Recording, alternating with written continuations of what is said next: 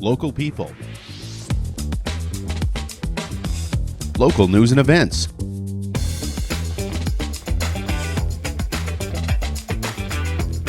local sports,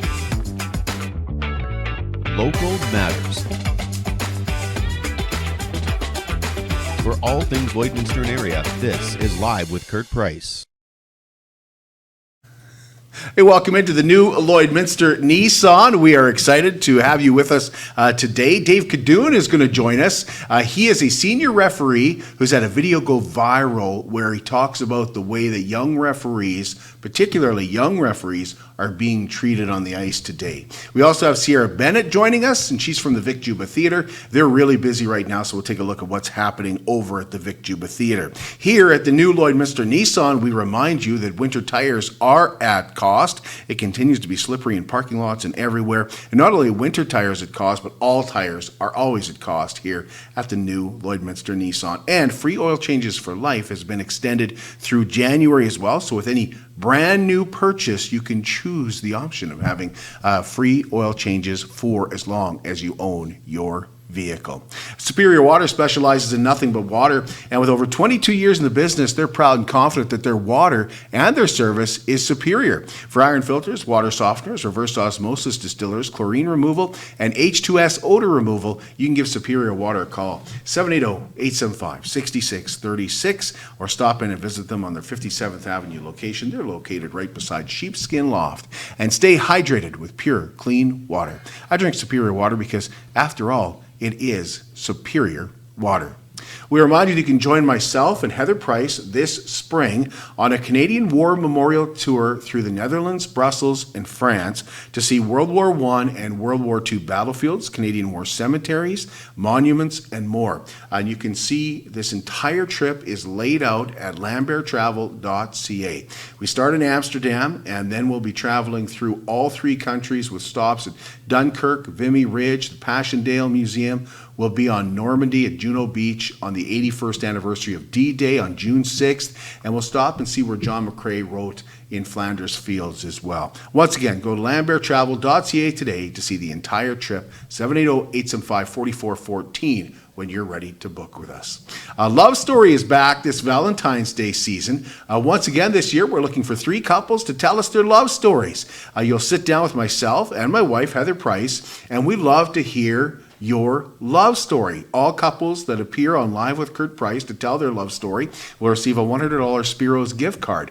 Love Story is brought to you by Spiros and Richardson's Jewelry. And all you have to do is comment on our post on the Facebook page, or of course, you can just send us an email to livewithkurtprice@gmail.com. If you'd like to leave a little more private, you can certainly do that. Congratulations to Claire Lee. She's the latest recipient of Cupcakes for Caregivers. Claire is a care aide, and it's clear that she is loved for what she does, and she also loves what she does, and she loves and takes care of her patients. Cupcakes for Caregivers is brought to you by the Lloydminster and District United Way and Sobeys Lloydminster, and we're looking for your nominations. You can nominate those people in our lives that go above and beyond to take care of others and do it with great passion. People like Claire. And it might be a doctor, it might be a nurse or a home care worker. It might also be a family member that provides care to another family member as well. All you gotta do is send us an email, livewithkurtprice@gmail.com. Tell us a little bit about that special caregiver. It's an opportunity to say thank you, as well as give them some delicious signature cupcakes. Gather 25 is a 25-hour global event for Christians right across the world. This is a live stream with many speakers from different places and different events happening. It is the first time they've ever done this, and in many communities, just like Lloydminster, they're going to gather people and churches together. Here in Lloydminster, we'll be gathering at the WLS Convention Center on February 28th. Now, Mary Lester and Rita Rondo Kane, they told us that they will be gathering on the 1st and on the 28th in the WLS Convention Center, and tickets are available at Eventbrite, and that includes both days and a meal. We are going to offer food. We are going to have some coffee, juice, snacks, mid-morning break. We're going to have a lunch, a light lunch of soup, sandwich, desserts, etc., and a mid-afternoon snack as well. So that your ticket price includes all of that. And it will be live streamed by Cody Maz. Lloydminster Gun and Outdoor Sportsman Show is this weekend. It's presented by the Lloydminster District Fish and Game Association. This year's show features over 230 tables, and it's been moved this year. It's being held at the WS Convention Center at the Lloydminster Exhibition on the 18th and 19th. And you can join us as we broadcast live on Saturday morning. General admission's just $10, 12 and under get in for free. And then the following weekend is the Family Wildlife and Awards Banquet with one of the best meals of the year. So join the Lloydminster District Fish and Game Association for a great meal, entertainment from the prairie dogs, plus live and silent auction items and a fantastic raffle. For tickets, call Dwayne. Do so before January 21st, 780-808-6420. Tickets are $50 each with 9 and under getting in for free, and tables of 8 are also available. And I'd like to thank Rosemary Falk and whomever nominated myself for the King Charles III Coronation Medal. It was quite the honor to receive that medal on Thursday in Maidstone with a group of 19 other individuals from the Midwest. I truly appreciated the medal, and it was quite a big honor to receive that, and very, very humbling. I was very shocked to get a call from Rosemary's office, and there's been others right across the country. There's 30,000 medals, and my friend Brian Zinchuk, who is in Estevan, he also got a medal, and I want to congratulate him as well. But it is a great honor. So thank you to whoever nominated myself and Heather as well. We were really surprised by it. They're committed, certified, reliable, and will help you get your life back. BioClean Disaster Services here in Lloydminster. Not only are they Lloydminster's local restoration company, they're also Lloydminster's largest restoration company. And taking care of your property and your belongings, of course, is very important. But really stands out is taking care of your family. 1-833-246-8326. That's BioClean Disaster Services. We'll take a break. It'll be a real short one. When we come back, Dave Kadun tells us about his viral video and the results of that as well. At Diamond 7 Meats, we work with local farm families to provide a high-quality product and a great selection for you. Try our mouth-watering smokies, pulled pork, roast beef, and more, made pure and natural with no additives or fillers. We offer custom processing, and our experienced team works for you to provide a selection of sausage, burgers, and jerkies made to your specifications. Take your grilling to the next level with a Yoder smoker. Complete the grilling experience with a Canadian-made, award-winning line of House of Q barbecue sauces.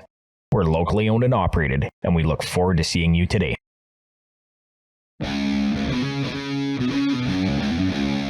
At CK McKean Roofing, they understand what it took to put that roof over your head for your family.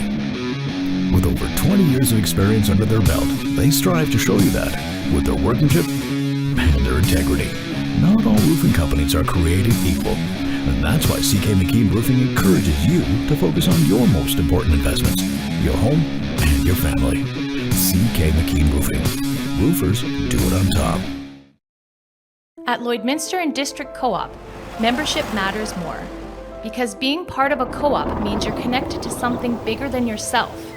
From long-held legacy by those who built our communities, to people you call family, friends, and neighbors. When you're a Lloyd Co-op member, you're an owner in a local business that prides itself on purpose alongside profit. You earn cash back, you help support causes that matter most, and you're building a better way of life for the next generation. Membership matters more.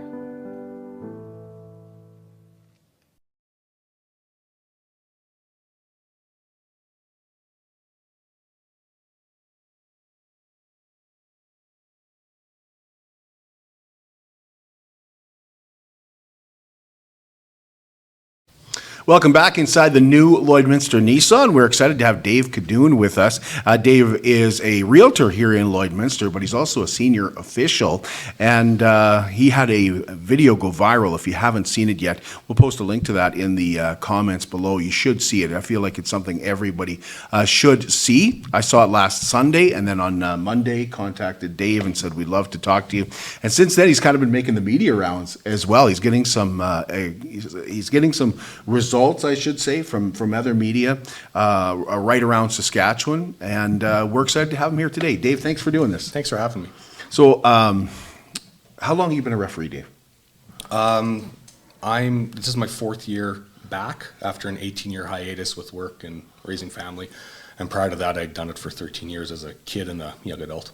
What made you want to be a ref? What is it that makes you want to put yourself out there like that? You know, when I was a kid, I grew up in a small town. They needed officials. I played hockey, and it was a way to make money. Like, that was my winter source of income. And then as I became an adult, I did it, well, actually at that time, I did it for source of income as well because I didn't make much money at the time. And then when I left, and then when I came back, the reason I came back is I had officiated here in Lloydminster, years ago. And I knew some of the officials here, but my daughter who played hockey, she got into it, and I watched her do it her first year, and I missed it. And then some of the other senior guys were like, why didn't you come back? And I had time, I'm like, yeah, let's do it. And it was always just for fun. And it's still, honestly, it's my fun. I tell my real estate clients that we'll show houses during the week. On the weekends, I have to work year-round my hockey games because that's my fun time. That's where my phone is off. It's relaxing. And as people joke, it's relaxing for you to get yelled at. I'm like, it doesn't bother me because I'm on the ice, majority is with kids. And I like watching how they develop. I like being part of the game and enjoying what they're enjoying and what they're growing up with. But also the mentorship of the young officials. So sure, I do games with other senior officials, but I do it with the young kids, and we help them grow because we want to see them grow into it. Because I probably don't have much more than 10, 15 years left at tops with me, but we need to replace them. So, what do you do to become a referee? Like, what do you do to become a ref or a linesman? Like, like, how vigorous is the course? It's not vigorous. Yeah, honestly, it's a one-day course. Minor hockey puts on in Lloydminster. I'll use that for example. Puts on 1 to 2 courses every fall. Officials themselves, we have to get recertified every year in order to continue, and the new officials have to come in. And then what happens is after that, new officials, they start getting games at the lower levels. They get mentorship from senior officials. There are supervising officials that do go help them out. And as they build their skill level over the years, like it's not immediately, over the years, they will get more challenging games and more in depth. But honestly, we have officials here in Lloydminster that play hockey. We have officials that have never played hockey, but they enjoy the sport and they see the sport from a different angle. And also officials that have left hockey but still want to be part of the game who do it. And of course, they like the money. You know, it's kids, right? It's a chance for them it's their winter job. So, a number of years ago, minor hockey associations right across the country started saying, hey, we're losing our officials. We're, it's getting harder and harder to recruit officials. And part of that is because of the way that they are treated on the ice. Have you noticed that they're younger? Are people leaving and so there's more younger people? Yeah, there is. Because the young ones do the same like what I did when life changes. You end up leaving the sport because you can't commit the time that's needed. It is a lot of time and commitment to do it.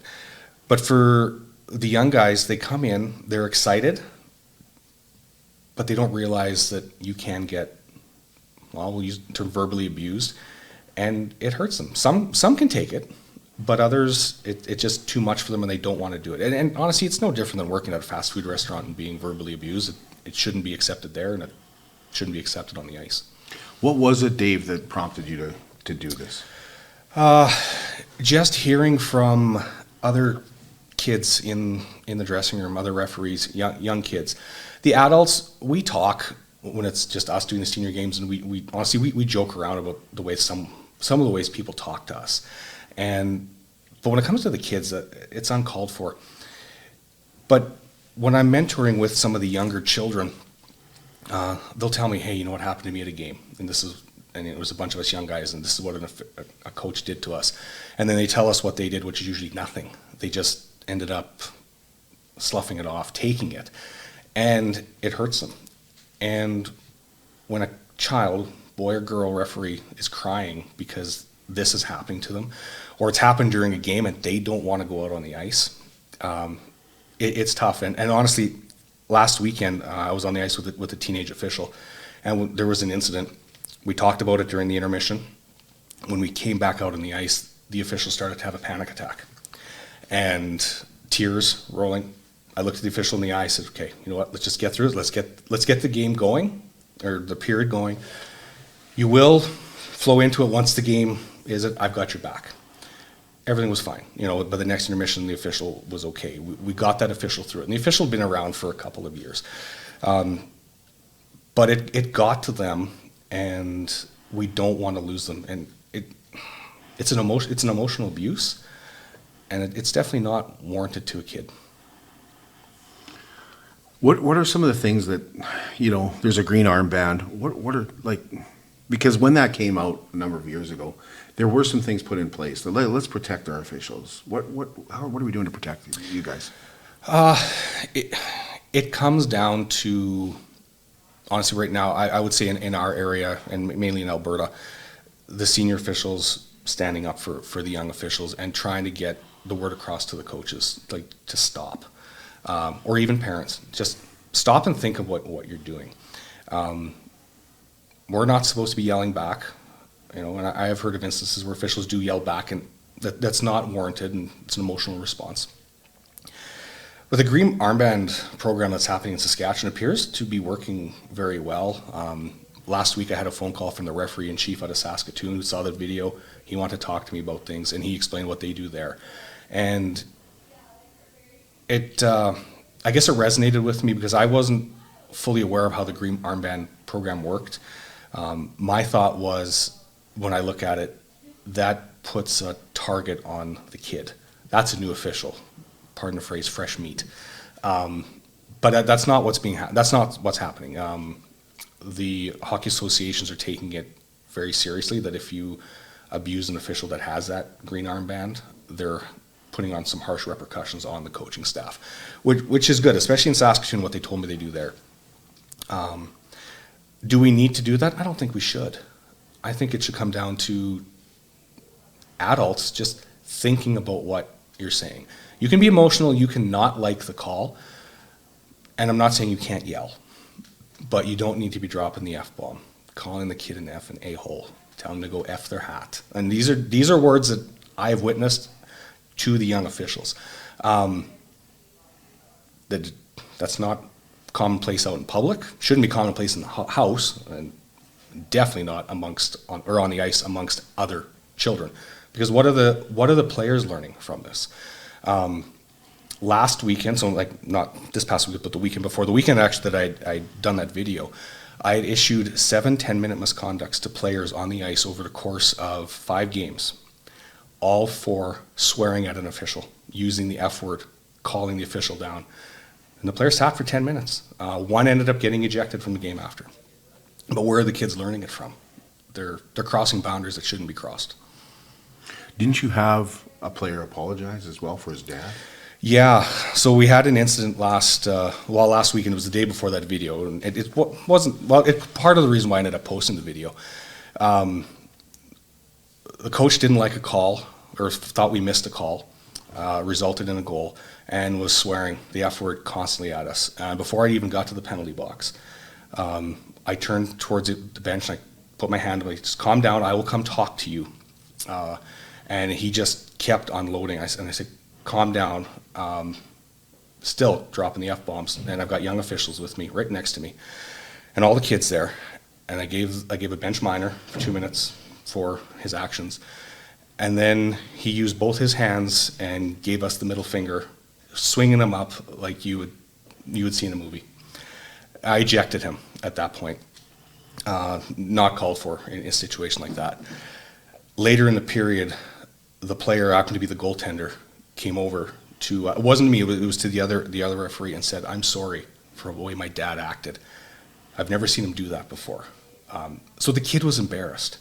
I talked with that player after, said, don't worry about it, it was your dad, he's an adult, keep playing. And we like to talk with the kids. And the game went on. We never had another incident after that. So if a child is noticing that the actions are wrong, they're likely not going to speak up to the adult because they're scared. And that's what we're trying to, I guess, get across, is just treat the kids respectfully. How long have you sort of been holding your tongue, Dave, wanting to get something like this out there? Well, or maybe thinking somebody else would do it? Yeah, it's probably been a good year. I don't like to stir the pot. And take that as you may. That video was never meant to stir the pot. It was just get something off my chest, using social media to just like many people do, I gave an opinion of what I see. 3 hours after I posted that video, actually I was refereeing games. I got a message from our referee in chief here. Hey, I saw your video. Great message. Thanks for doing that.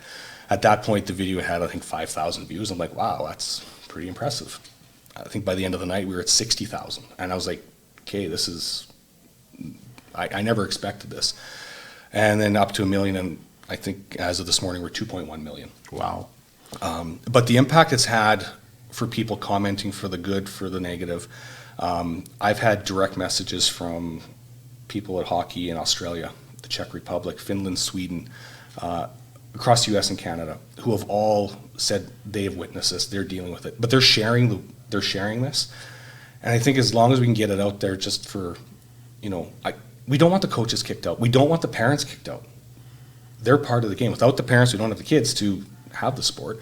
Without the coaches, they don't have anyone to coach them. We don't have a game. And without the officials, you don't have a game. We all need to work together.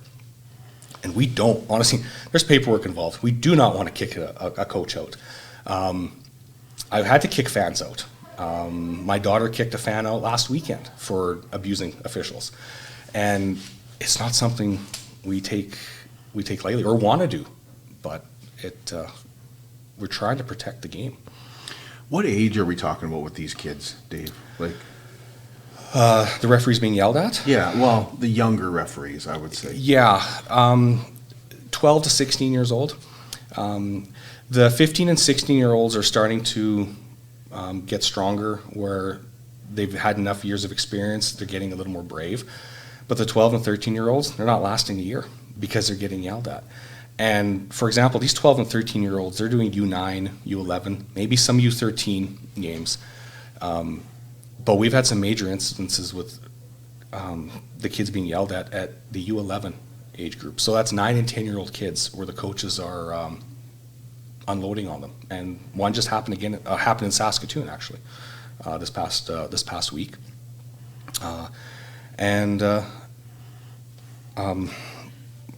Heard from an official last night, that this weekend here in town, there was another incident where I think it was the U13 game. A referee was called over, a 16-year-old referee, and I've done games with him. He's a very knowledgeable, good kid. He was called over. Coach wanted to talk to him, and he went over to talk with him, and the coach started swearing at him. The official turned to him and said, "You're a 40-year-old man. I'm a kid. That's how you're going to talk to me?" And when I heard that, honestly, I'll use the term, I was proud. I don't know what the situation was that happened after that, but for them to stand up and to say that to an adult, they're not talking back. They're just putting them in their place. Well, I can't imagine what that does to a 12-year-old, not only as he's being a referee, but he carries that with him for the rest of his life. Yep. Being yelled at like that. Like your confidence level, we all struggle with confidence. Like that must destroy your confidence level even on the street. You wouldn't want to do anything that's going to get you yelled at. You wouldn't want to approach anybody or disagree with anybody because that's going to carry with you. Like in baseball, they talk about how they're going to, we can bring in robot referees and stuff like that. That's impossible with hockey. Like hockey is judgment. Like it's a judgmental call. It's not like you can pick up a trip, an accidental fall, and things like that. We need our officials. What percentage aren't coming back, Dave? Like if you had, I know you're not going to know the exact amount, but how many of these kids are just saying, you know what, it's not worth it? I would almost say it's maybe close to 50%.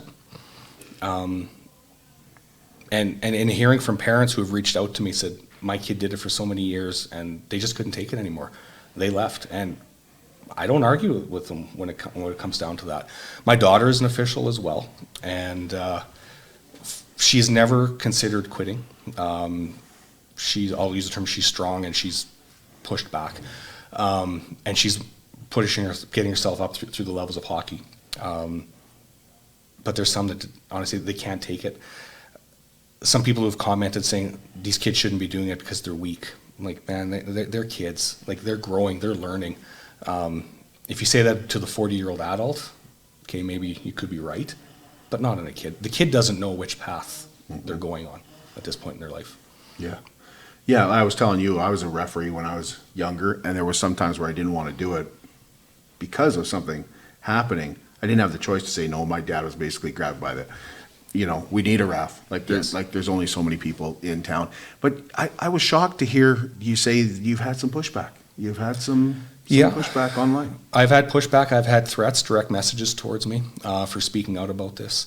I don't engage with them. I don't look at the profiles. Honestly, I don't care. That's the cancer that I don't want to be dealing with. People saying it's the referee's fault. These are the way the games are going. There's been comments targeted just at senior officials, and that wasn't. This post had nothing to do with seniors. It was the young guys. But honestly, and again, this is just my opinion. If you can support a coach or a parent yelling at a young referee, it's appalling. How would it go with a parent yelling at a player on the ice, calling them those words? What would the coach do? What would happen if a coach was yelling at a player on the ice? Like if you were, your kid Johnny is out on the ice and the coach called him an F and A hole out. What would you do? Would you tolerate it, or would you stand up to that coach? And that's the thing. Like referees, their parents typically aren't in the stands watching the game. They've got no backup in the stands. And for me, as an official, I've stood in the stands, wearing my Hockey Alberta jacket with a crest, and I'll stand amongst fans if they're yelling at other officials if I have time, and I'll just stand there with presence. And it goes back to my time as being a police officer. When they see the yellow stripe on the pants, the uniform, respect is granted.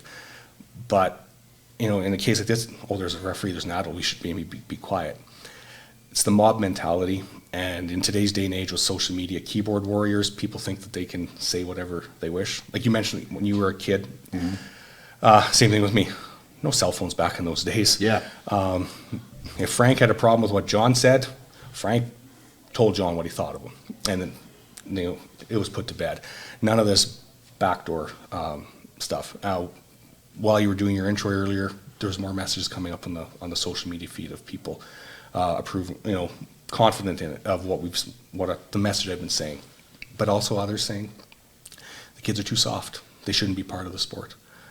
Well, is that the same thing about the kid that is learning how to play hockey and can't skate as good as the other 10 on the ice? Should he not be in the sport, or should he be learning and growing? And they're not going to learn if they don't make a mistake. If they don't trip and fall, they'll never learn to get up. Yeah, I would say anybody that's willing to try it is not soft. Like you know what you're getting into. Like these kids would know. Like it takes a lot of courage to do that. Well, and it's a big you rule put book. yourself out there to make mistakes. Yeah, and it's a big rule book, and they make mistakes. Yeah, everybody makes mistakes, but I made one 2 weeks ago. I made a mistake in a game, and then the next play, it was resulting actually in ejecting a player. At the time, I ejected a goalie for something he had done, and then the next play, another higher official was at the game, called me, hey, actually you can't eject him. Like, okay, I went to the coach, I made a mistake. Flat out, face to face, I made a mistake, you can bring him back. It's still recorded on the game sheet, you can bring him back, if you wish. And he goes, we'd like to bring him back. Great, told the other team was, but I flat out owned my mistake. yeah.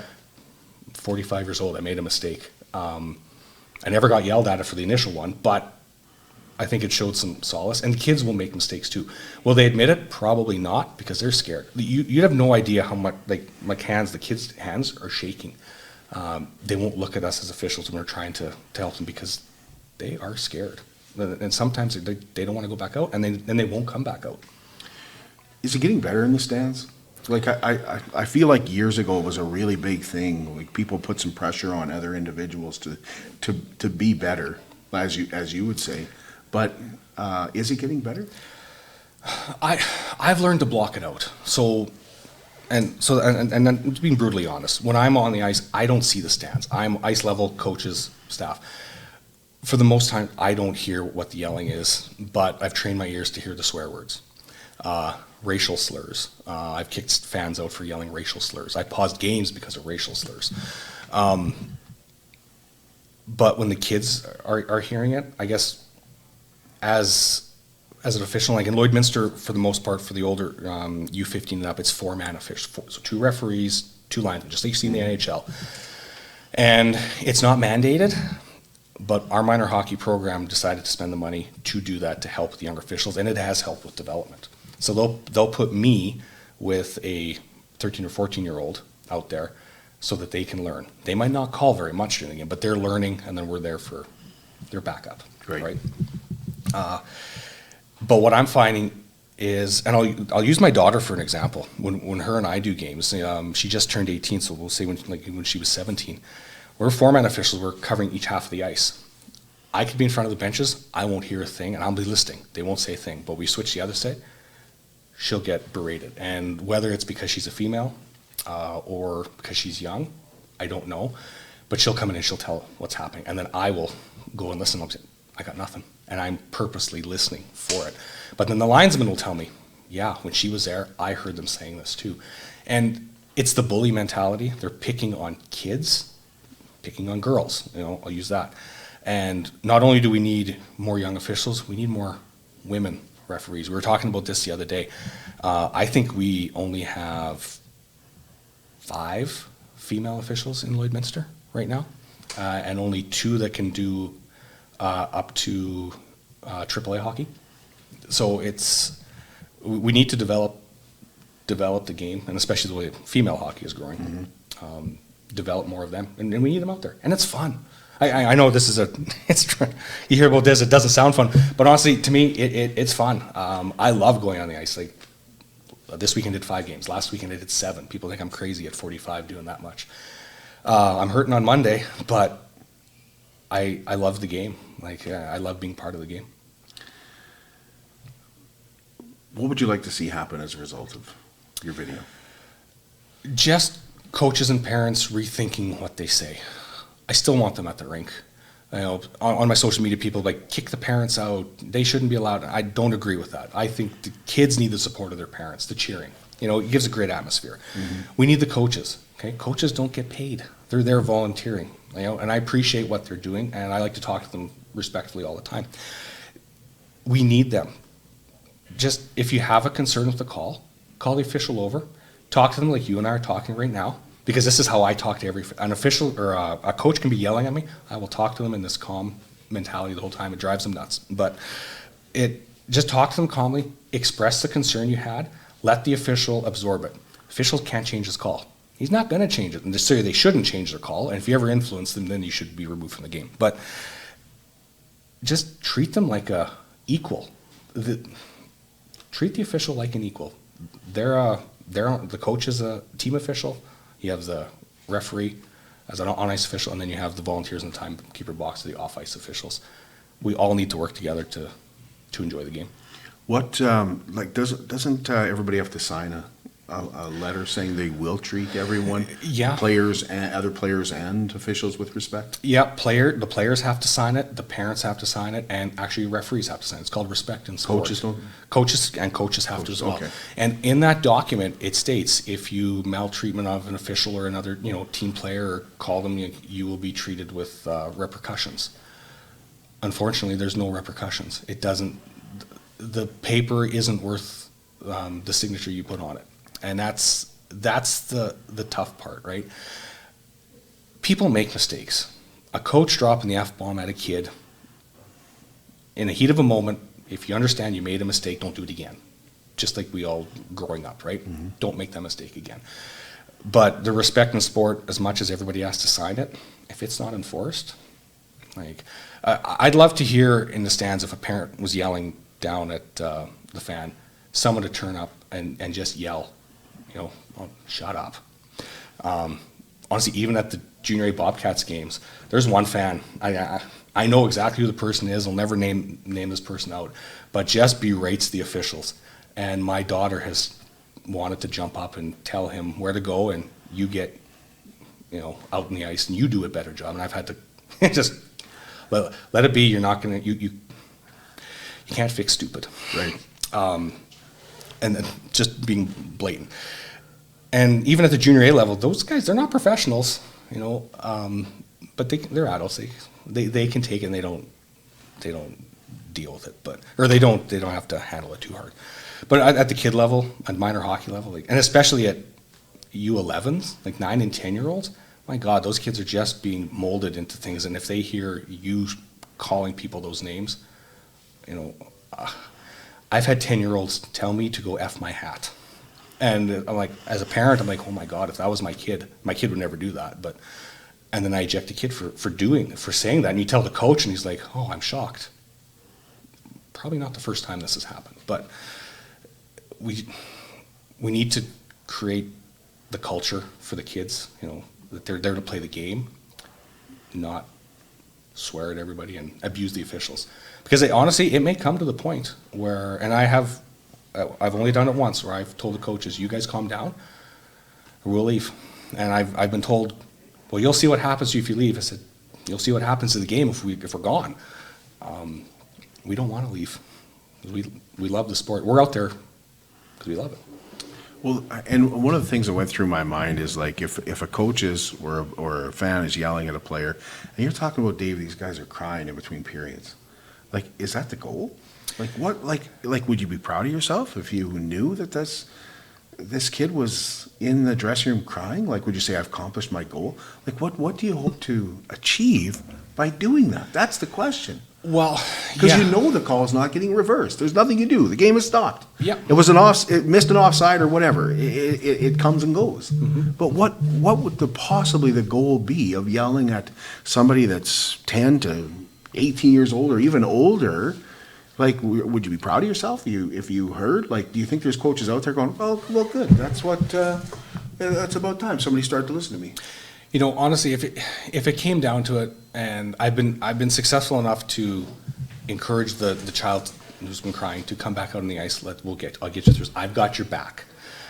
But if I ended up losing a kid in a game because I'm done, I quit, I would literally go out to the coaching staff and say, I'm short of body because of you, and I will report it. And I have reported to minor hockey instances of coaches giving abusive behavior to the children. I don't know if it's ever anything's done, because once the game's done, we do a report. It's in the hands of minor hockey leagues. That's their issue to deal with. And in my concern is once that the buzzer goes at the end of the game, we're done. So like if I toss a coach out at the end in a game, and we had our instance, and I see that coach again the next week, as far as I'm concerned, we're fresh, like we're brand new. Let's not dwell on what happened. Let's pick it up. Maybe they had a bad game, just like an official. Maybe he had a bad game. But if they saw the kids crying, because like I would feel horrible, like if somebody was crying because of something I said to them. But maybe that's just me. I don't. Well, yeah. Like, are the majority of coaches good, Dave? Majority are. Yes. Yeah. There's a majority that are. I can pick out three. Like right now, I can pick out three that will pick on children. But if I'm on the ice, you won't hear a peep out of them. But if I'm not there, they'll lay out on the kids. And we've made it. That's known. Even worse. Well, and what I've done in those instances is I've told the kids, stand up, show that you're strong, and push back because you have that ability. I said, don't abuse your power, but just push back. But that's the hard part for these kids, to get them past that confidence that I can do this. You know, someone's got my back. Because if we're out on the ice, we're there. We're the backup, right? They're most likely not going to do anything. But when it comes down to those instances, it's like, just that's where the phrase came in. You know, coaches and parents, you need to do better. And it's not all coaches and parents. Just think about what you're doing. And then some of the comments, I'll jump into this. Some of the comments in there, well, referees, you guys need to do better too. They're not wrong. They are right. We do need to do better. Everybody needs to make the sport. It's a faster sport. Like back from when you did games. Oh, it's fast. It is fast, and you got a 12 and 13-year-old kid flying, learning, and like we have in Lloydminster U13 AAA. Those kids are fast and they're good. I love doing their games actually, but they're fast. And when I think about it, they're faster than what we were at U18 25 years ago. So we just need people to think more of what they're saying. Thanks, Dave. Thank you. Thanks for having us. Appreciate it. Yeah. We'll take a break, and when we come back, Sierrah Bennett will tell us about the upcoming performances at the Vic Juba Theatre. How can you help support the oil and gas industry and jobs in Western Canada? The answer is closer than you think. Sell your scrap metals to PWM Steel. PWM sells scrap iron to Evraz, located in Regina. Evraz's #1 customer is the energy sector, building pipes and plates for the oil and gas industry. PWM Steel is your locally owned metal recycler and steel service center in the area. Plus, they're a strong supporter of the community. PWM Steel, your top steel supplier for Alberta and Saskatchewan for 40 years. At Jason Arden Associates Cooperators, we're proud to be a top-rated local insurance company that offers flexible solutions and expert advice for all your insurance and investment needs. We'll work with you to tailor your insurance specific to your needs, and we offer investment advice that always puts you first. At Cooperators, one of our core values is to give back to the communities that we live in. Thanks to the support of our clients in Lloydminster and area, in 2023, Jason Arden Associates has donated $40,000 to local nonprofits, charities, students, athletes, and other special events. How does your insurance company support our community? It's more than just taxes at L&A CPA. Assurance, accounting, retirement planning, estate planning, business consulting, financial consulting, farm program support, and bookkeeping. But yes, there is always taxes. The team at L&A CPA is committed to helping you achieve your best results and will be there to assist you every step of the way. L&A CPA, with offices in Provost, Vermilion, and Lloydminster. I'm Brian Zinchuk of PipelineOnline.ca. I used to be a pipeliner, and I've spent the last 15 years reporting on energy in Saskatchewan. PipelineOnline.ca provides comprehensive coverage of light oil, heavy oil, lithium, helium, power production including coal, wind, solar, geothermal, natural gas, and nuclear. There's a lot happening in Saskatchewan's energy sector, and Pipeline Online is there for all of it. No one else comes even close.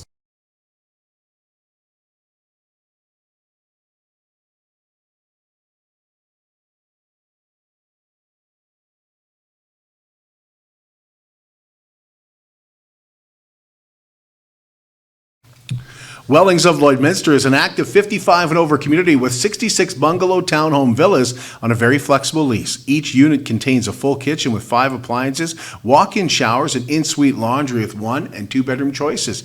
It's a no-maintenance concept where you have your grass cut, your appliances serviced, and your snow shoveled. It's called Care Freedom Living, and it does just that. In fact, sometimes you have your grass cut and your snow shoveled in the same month in Lloydminster. But if you're looking for something that is going to provide you with more freedom to travel, this is definitely up your alley. Call Darlene at Wellings of Lloydminster and have a look. 780-872-8537. Well, great to have Sierrah Bennett joining us from the Vic Juba Community Theatre. There has been a lot of action at the Vic Juba Community Theatre, and you got a lot of stuff coming up, so thanks for coming in, Sierrah. Yeah, thanks for having me again. I always love coming on here. So first off the bat, you got a new system. Like, people will notice as soon as they go to Vic Juba Theatre, they'll notice the website looks different. yeah, we got a new ticketing software. We were due for an upgrade, and now it's a little bit more seamless, and we've gotten a lot of positive feedback from it. Super easy to navigate. The website, like the URL is still the same as well, so it's easy to find. We've actually gotten feedback from some people in our theater who are on the older side, because our demographic at the Vic is like 5 years old to 95 years old, right? Yep. And so from our older clients, the people that come in and buy tickets, they've even said, we've been able to navigate the system and buy tickets online, which is something completely new to them. So, yeah. That's awesome. Yeah. Let's take a look at the schedule. What do you want to start with? Because you guys have a lot coming up in particularly February is a really busy month. Yeah. So actually this week we have Hadestown coming. For those that aren't super familiar with Hadestown, it is the comp putting it on. So their drama department is putting it on, so completely local talent. I was a Holy kid, but I always went to the comp shows, and they were always so good. I remember going to their Grease one, and they also had Mamma Mia that they did, and they're both spectacular. The set design is great. The vocals are incredible. It's actually one of those things where you forget that, oh, these are just kids from high school. Like, they are like professionals. That's this weekend. It is this week. The dates are on our website. There's a couple of different dates there. They have a couple of shows. And then the next one, too, Center Stage Studios is putting on Finding Nemo Jr.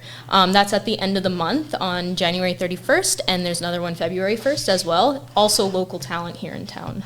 Yeah, we're going to have them on the show on Thursday, actually. We're going to be talking to some of their local talent. So that's some of the local stuff you got coming up. Now, I can't remember if they were called mini pops when I was a kid, but I remember having cassettes of mini pops and stuff like this. There might have been the K-pops or something like that, but you have the mini pops coming. Yeah, the mini pop kids are coming February 7th. I'm actually really excited for the show because I was a big Mini Pop Kids fan. Like, I remember I had their little 2007 CD and I would play it in my dad's Ford Escape and I would just jam out. It was the best thing ever.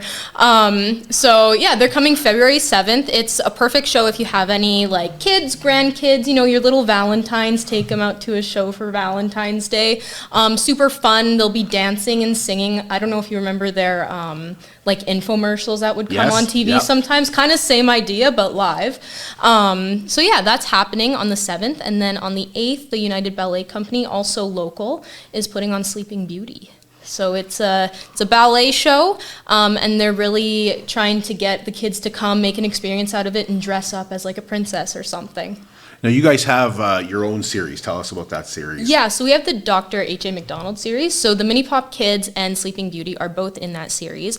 And with that, those are the shows that the Vic, we go and we pick them and we bring those shows to the theater. Whereas other ones, like some we have rental clients and other ones the concert series will bring in. So these ones are our shows. A lot of tribute bands are very popular. Yeah, most of the tributes are actually our rentals, but we do have one, a part of the H.J. McDonald series, which is the Highwaymen. Dan Cognant, he was here for the SCMA Awards in the summer. He's bringing a couple of guys and he's doing a tribute to the Highwaymen. And I found out while I was doing the marketing for the Highwaymen that not a lot of people actually know who they are, I'm shocked by that. I was surprised too. I'm like, even I know who they are and I don't even listen to country that much. But for those that don't know, it's like Johnny Cash, Waylon Jennings, and like Willie Nelson, that sort of old country vibe. Chris Christopherson. Yep. Yeah, so if you like that old country, that's definitely a show you'll want to check out. And Dan Cognant also has his own music as well, and it's really, really good. So there's all kinds of stuff coming. What else did you want to touch base with? We also have Glass Tiger coming in the spring, April 7th. It's so funny when I told my parents about Glass Tiger coming and they were so excited. They're like, oh, we loved Glass Tiger back in the 80s. This is great. And I'm like, I don't even know who they are. But like, their music is still good, Sierra. Like it's every time I hear them, I'm like, yeah. Like I like to think I'm pretty well versed in like classic rock and stuff. So I told my dad, I'm like, who's Glass Tiger? I don't know them. And he's like, yes, you do. And I'm like, no, I don't. He's like, yes, you do. So then he played My Town, I think it's called. Yeah. He played that. And I'm like, oh yeah, I know this song. So it's really cool. I heard that they're amazing live. I know my parents are going with their friends. They're like, this is going to be so nostalgic. This is going to be so great. So yeah, definitely people got to check them out too. VicJubaTheatre.ca to see the whole list. Another one that I like mentioning is the Bellamy Brothers because it was such a great atmosphere when they were here and it was sold out. And yeah, they're selling fast now too. They're coming back, and yeah, if you want tickets, you're gonna be sitting up with me. Yeah, because I'm way up top in S, so you're gonna be sitting with me. I got tickets for Christmas actually. Oh, nice, nice. That's awesome. We also have Patsy Cline and Hank Williams tribute coming up just a few days after that on the 12th. That's Lisa Brokop, right? Yeah. I heard that she's amazing live as well. Lisa Brokop, Paul Jefferson. Yeah. With that tribute. Anything else you wanted to mention? I don't think so. I think that's about it. But if anyone's interested in getting tickets, check out our new website while you're doing it. VicJubaTheatre.ca. Yeah, that's the one. Thanks, Sierra. Yeah, thank you so much for having me. We'll be back with you tomorrow, and we're going to be talking about the Inspiring Women's Conference with KT & Co.